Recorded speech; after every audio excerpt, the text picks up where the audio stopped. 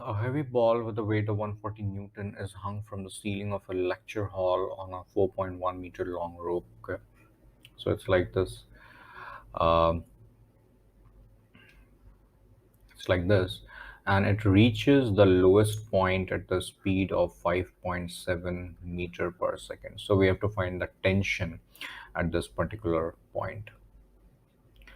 This is the question. So the tension will be, let's say, is T, and here the weight is mg, of course. And since this is moving in a circle, so we'll say that the net force towards the center is T minus mg, which will be equal to mv square over r. So the tension in this case will be m is taken as a common factor, g plus v square over r. What is m?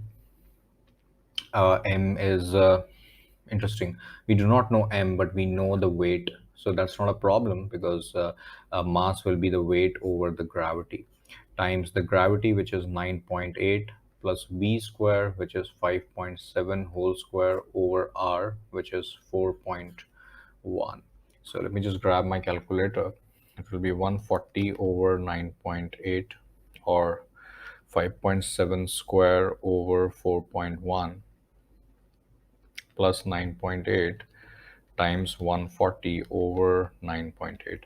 So the value of the tension in this case is coming as 253.21 253.21 Newton. That is the value of the tension.